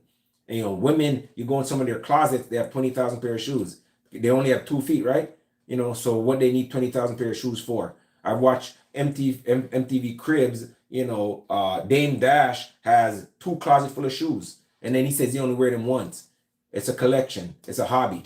I find the fit and form of firearm very beautiful. Just like I find the lines on, my Kawasaki Vulcan 2053 very sexy. I find guns very nice. I love the form of them. I love what they can do. Not necessarily to hurt anyone, but just for plinking, going out to have fun. There's nothing better than taking out your firearm on a range and just sit around with your boys and just shooting cans at 100 and 200 yards. It's so much fun. Or going to shooting competitions, competing, and see who can compete under stress to complete the target. It's not that we don't just have firearms to feel safe. We have firearms just in case we need something to defend ourselves. Yes, but I don't need firearms for that. I can defend I'm a grown man. I'm 210 pounds and I'm not a fat guy. I'm 210 pounds. I'm 5'8", 210. I ain't got no fat on me, my guy. You know what I mean? I ain't got no fat on me. That's come on, my man. That's all muscle. I bench press 315 every day, twice a day. All right. I don't need that. You know what I mean? I don't need that, my friend. We're not Americans. We don't need guns to defend ourselves. We've been fighting without guns and with guns for over 100 years. You know what I mean? Yes, it's good to have, but I don't think Americans need it. We don't need it. And I'm Jamaican too. We don't need it, my friend. So when people make comments like that about, you know what I mean? We don't go low, my friend. We don't need that. You know, keep my powder dry. He says, good reply. I appreciate you. Keep my powder dry. What does that mean? Mr. Falky was shot in the head and killed by a home invader in Vaughan, Ontario, Canada. Well, I know you guys can't really have too many guns in Canada. I know you guys are allowed to have guns in Canada, but not, it has to be, somewhat modified, I guess. Lord Robert McDonald says, me, marry a Jamaican lollipop. What does that mean? I don't know. In Australia, koala bears can throw poop. Yeah, they're gonna throw that invaders. I know Jamaican very, very well. So, Mr. McDonald's, you know what we're capable of then. So you know that I don't need the guns for that. I'm a whole weapon by myself. People don't walk up to me and talk smack to me. You know what I mean? I'm not the type of guy you just walk up to be like, no, I'm not that kind of guy, with or without a gun. You know what I mean? I've gotten down quite a few times. I'm not a rookie to that. All right. I think what a lot of people don't know is that they see a lot of people on YouTube and they think that they're familiar, or they can be familiar with them because we're on YouTube talking polite and all that stuff. They think that, okay, such and such, but that's not how it works, my friend. We have a whole life outside of the camera. We're whole different peoples outside the camera. All right, don't let it fool you now. And like security says, the guns are the perfect equalizer. It really is. And that's what it is. If you break into someone's home, I saw a video on YouTube the other day where a mother was in her home with her child, and I don't know if anyone of you saw that video where a group of men broke into her home and she took her shotgun, and I think she ended up shooting one of them and scaring away off 3 guys trying to break into a home with a single mother. So now, can you imagine if she didn't have that firearm? And I know that's not an everyday scenario, but it gives people an opportunity to defend themselves. What we got to stop thinking about is that, only people who commit, atrocities like school shootings, stuff like that, are the ones who have guns. You know what I mean? There's regular everyday people who mothers, daughters, sons, fathers who find themselves in situations where they need something to protect themselves. So we got to start thinking outside the box and not think that, okay, everybody in America has gun, everybody's an idiot and everybody loves it. No, there's people. I'm Jamaican, and a lot of Jamaicans aren't allowed to have firearms to defend themselves. So the criminal element down there, they run rampant. They threaten neighborhoods, they intimidate people. Here, I might have a neighbor who thinks he can intimidate me, but the likelihood of him trying that or breaking into my house and me shooting him dead, it's going to keep him outside or keep people outside of your house. Most houses here in the United States are made with glass doors, glass windows, and nobody breaks in as much as you think. Because you know why? In Jamaica, that would be impossible. They'd be breaking into your house 24/7. And here, the deterrent of knowing that you might walk into that person's house and it might be your last day. That's what keeps people out. Okay? That's one of the advantages of owning a firearm. All right? So, and again, I just want to highlight, guys, I don't promote any kind of violence. I promote understanding firearm ownership, understanding a firearm, and safety, for everyone, firearm holders, and even in a situation where, your life is threatened, I don't even recommend pulling out a gun. Sometimes it should be used as a deterrent. Sometimes just showing it should say, hey, leave me alone, back off, back off. And that person will back off. If they coming at you with a knife and they see you and you have distance and you show them that thing, that should, like, if I'm attacking somebody and they show me a firearm, I'm like, okay, my bad, I'm sorry. I'll go that way. So it doesn't necessarily mean that violence should always be an option. Sometimes the firearm is a deterrent. You know what I mean? So that's what I'm talking about. Bay 510 says, I'm having a good time on your chat. Thanks. I appreciate you, man. Thank you very much. Appreciate it, man. I'm glad you guys are enjoying yourselves, man. All right. So Peter says the home invader broke in with a crossbow, and the homeowner protected himself by stabbing the home invader. Now he's being charged for protecting his home. Where is that? Where is that? In California? Because if it's in California, I can see that. California is a shit state. It really is. I'm sorry. They give more power to criminals, than it gives to the people. I can't stand California. And Governor Newsom, like, come on, get the hell out of here. And like, look, even Peter said that's in Ontario, Canada. I know they're anti-gun too. I've heard your prime minister talk already, and he's a bum. I'm so sorry he is. You know what I mean? So they rather the bad guys come into your house, violate you, and then you wait for them to show up when it's all said and done. And then even if you do something to the bad guy, you're at fault because you should have let him violate you first before you made a complaint. Isn't that how it is in Canada? I've seen where he's saying if somebody's breaking into your house, you can't do anything about it. Isn't that what your prime minister said? Some stupid foolishness like that. That's why we love Trump here in the United States. We ain't waiting. I'm not waiting for you to come violate me or my family. Nah, no, sir. Not gonna happen. Not gonna happen. That's why a lot of these world leaders don't like Trump. They want to keep the people under their thumb. And Trump is saying, no, we're going to give the power back to the people. We're going to make guns available to who want to have it.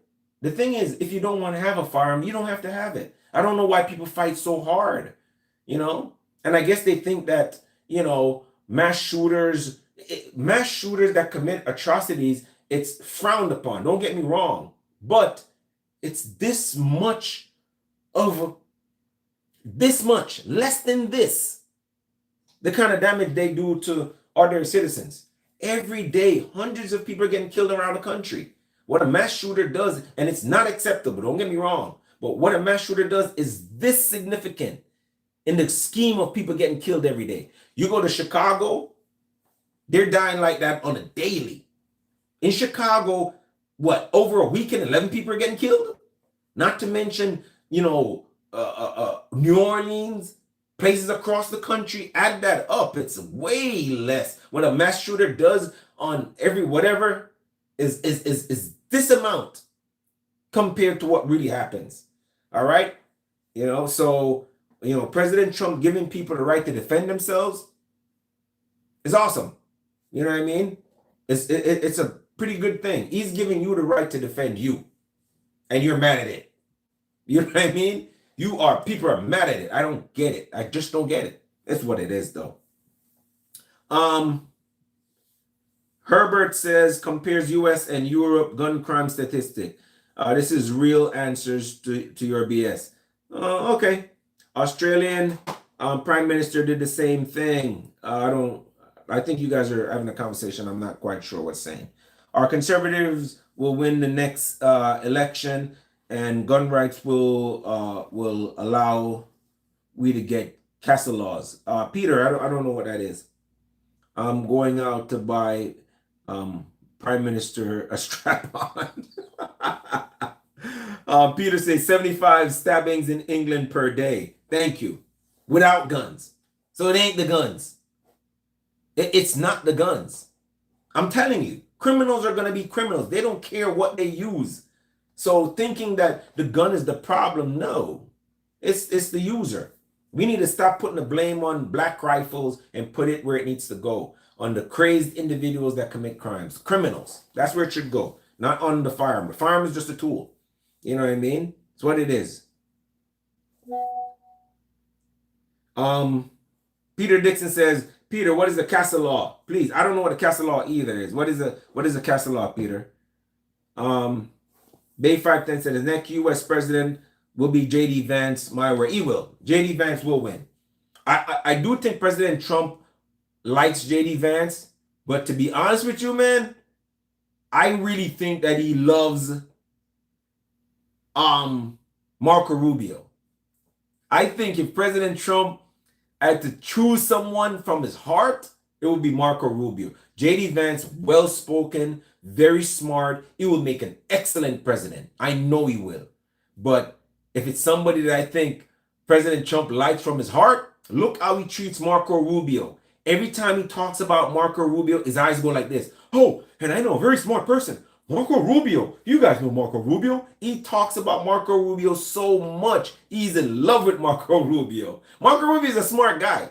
That's why he's sent to speak with foreign officials everywhere. Marco Rubio is being groomed. After J.D. Vance, Marco Rubio will be the next president. He will be the president in our lifetime. I promise you that. Marco Rubio will be the president. Mark my word. Don't forget that I said this. All right? September 29, 2025. Or September, whenever today is. Yes, September 29, 2025. Don't forget, Marco Rubio will one day be our president. Mark my word. All right? But J.D. Vance is next in line. Peter says, CASA laws allow you to protect yourself and family in Canada. Okay, I didn't know that because I saw some program where they say in Canada you can't defend yourself against a bad guy or something like that or some foolishness like that. Maybe I was wrong. James Dixon says, why does he wear eye makeup like Ozzy? I don't know who wear eye makeup like Ozzy. I don't know what. Some random guy says, I speak with you, my brother. I agree with you, my brother. James Dixon said, thank you, Peter. I know I'm reading this out, guys, because this is a live. Just in case somebody watch it later, they can see what we're talking about here. So that's all.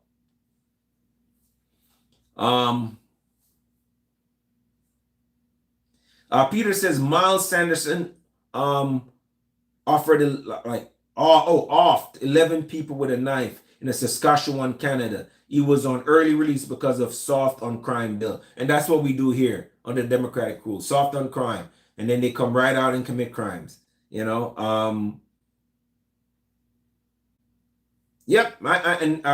Jaguar King says, I'm Canadian and you can't defend yourself. It's true. I've watched stuff like that. I've watched that. James Dixon said JD Vance wears eye makeup like Ozzy. I've never noticed. I got to look at it. But if you live in a country where your president opposes you defending yourself, like how they do in California, where they put all kind of restrictions because they can't ban firearm. They do the next best thing. They put a million restrictions on owning, what you can do, how you can hold it, if you hold it in the wrong way, if you defend it. But yet still there's the Mexican mafia or the Mexican cartels coming over, offing, people all day long, bringing in drugs, but you can't defend yourself. I just don't know how a government can do that to their people. I don't understand it. I don't know how you live in Canada and your officials say, oh, if the bad guy's breaking your house, you can't do anything. Just let them rob you. Don't do anything and let them walk out. And if they rape your daughter, just watch it. And when we get there, we get there. You know what I mean? Like, no, I don't see that happening. Some random guy says, I'm eating stewed chicken right now. Good one. Who made that stewed chicken? Some random guy. By the way, some random guy, he says he's eating stewed chicken because stewed chicken is like a thing in Jamaica. It's like a huge meal we prepare, so that's a good one, my brother. You know what I mean? That's a good one. Can I get some? Lord Robert McDowell says, I can use acid, petrol, hammers, knives, swords. Good for you, buddy.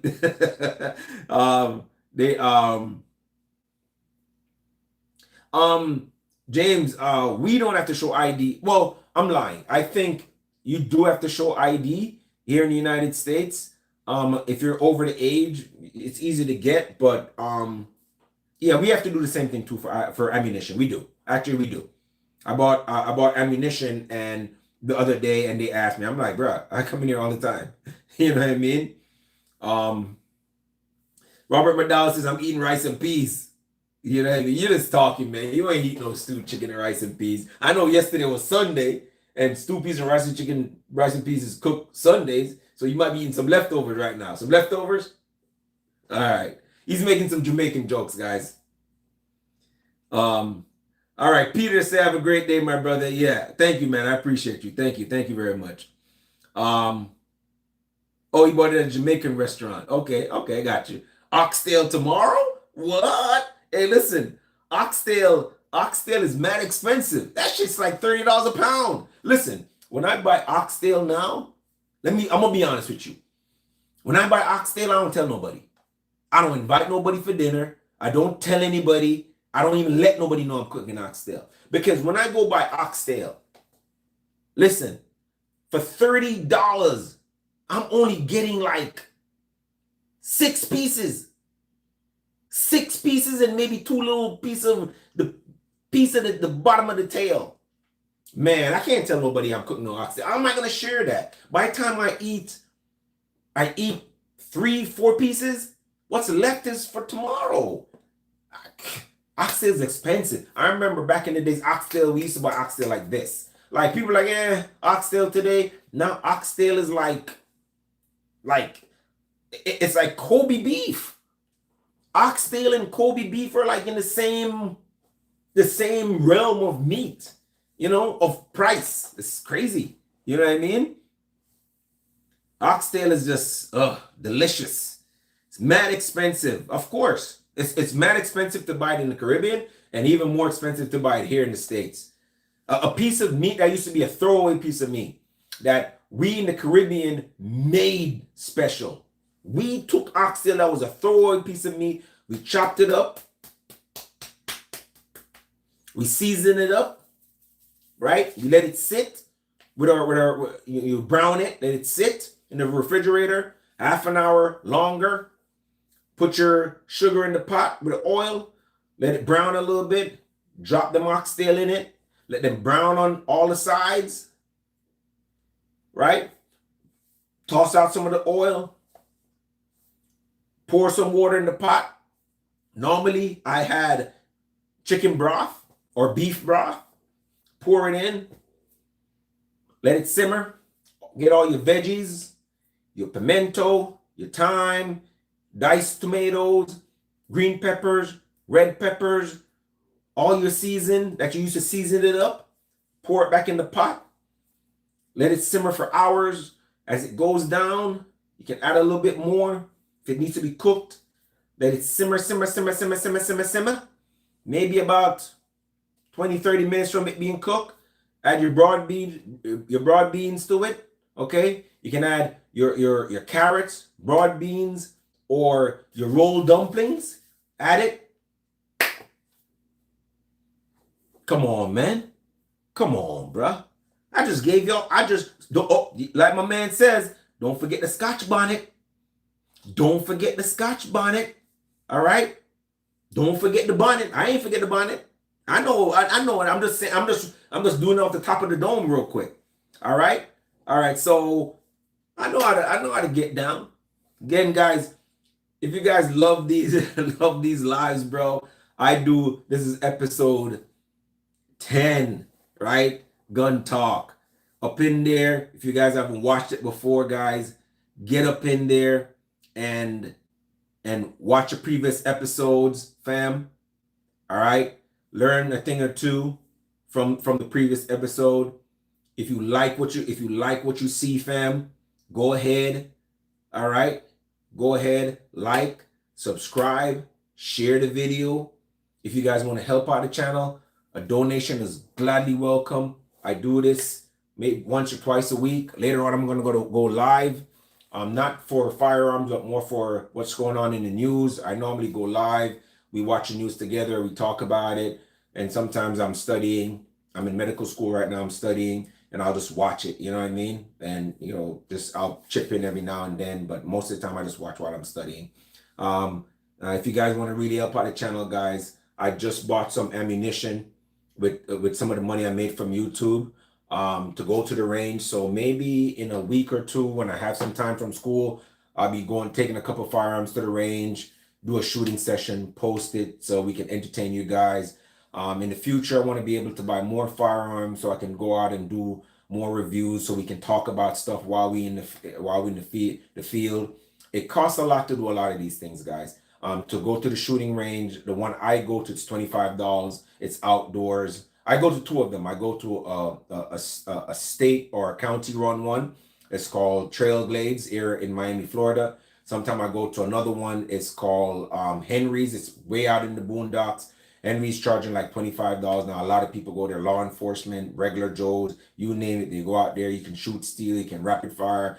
You know, within the legal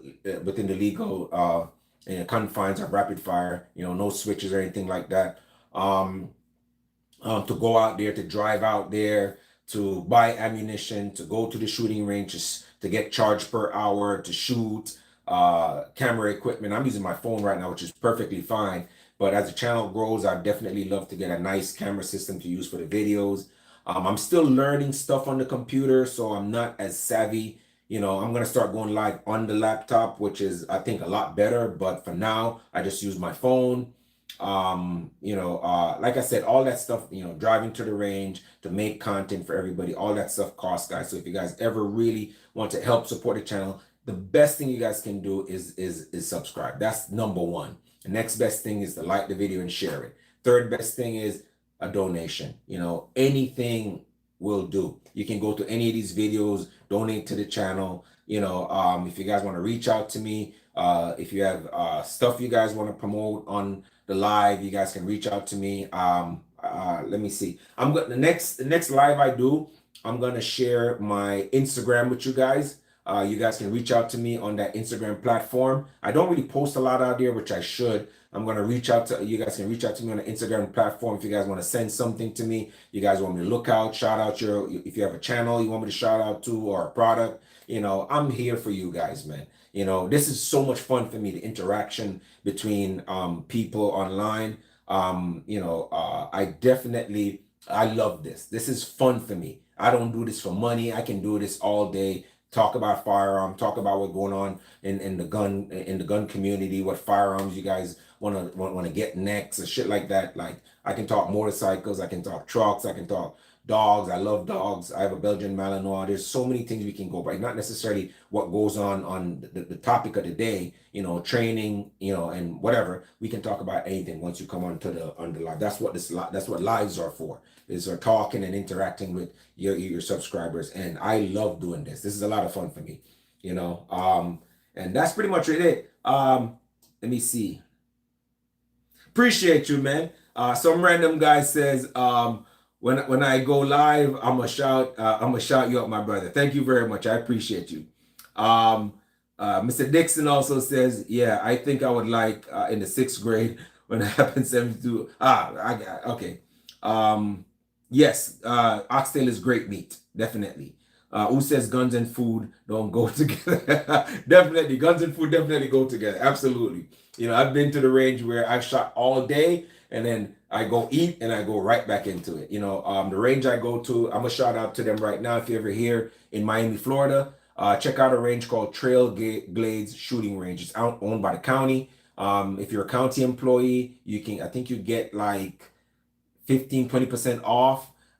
You can shoot all day. They don't give you a time limit. You can't rapid fire. It's one shot every 5 seconds. Shout out to anybody in Trailblades watching this. Shout out to Trailblades. Always amazing people. They're great employees of the county, great people. I love going there. You know, sometimes they can be overbearing, man, but it's for your own safety. You can find trainers out there if you want to get training. You know, there's a small safety course that you have to do before you get on the range, but it's only like 15 minutes, and it's before you get the range card, and it's super awesome. So again, shout out to Trailblade Shooting Range in Miami, Florida. Love those guys. And yeah, that's it. And guys, Before I take off, guys, I just want to thank you guys for, I don't care if I have 15,000 people watching, if I have five or if I have 10, I don't care. I just love the interaction. I love, interacting with people, passing on information, talking about stuff that I like. And with that said, guys, um, I'm gonna go ahead and and step out. But I appreciate you guys. Thank you guys. Like, subscribe, share the video, donate if you can. Appreciate you. Next time when I come on the live, I am gonna create a Cash App just for people who want to contribute to the channel, and then I'm gonna also post my Instagram channel. I'm probably gonna start posting more on that Instagram channel. And with that said, guys, that's it, man. I've been on here for almost 2 hours. With that said, I appreciate every one of you. We got a fish, dude. Mr. Dixon, James Dixon, Greg Woodbridge, some random guy speaks, Savage the Gamer Boy. Who am I missing? Talk to me. Who else made Peter? Shout out to Peter. Let's go. Lord Robert McDowell. We started off kind of on the wrong foot, man, but I think everything went out well, right? Peter, some random guy. Who else? Talk to me. Who else is in the live? Appreciate all of you guys. Thank you guys for coming in the live. Appreciate every single one of you. Have a wonderful day. Be safe. Take care of yourself. Love God. Love Lord and Savior Jesus Christ. I always declare the Lord and Savior Jesus Christ over my life every day. And I declare him over your lives. I pray blessings to everyone that watches live. I thank you guys. I thank the Holy Spirit for watching over all of us. May the Holy Spirit bless your president, your prime minister, your officials, your family, your loved ones. I pray blessing over everyone today. May the Lord walk with you guys. May the Holy Spirit guide and protect you, give you guys discernment in your life. I pray blessings over your finances, but mostly I pray that you guys find the Holy Spirit and recognize that Jesus Christ is my Lord and Savior. And with that said, guys, Mr. Black Mamba 305 signing out. Thank you guys, man. I appreciate you guys. Have a wonderful day, guys.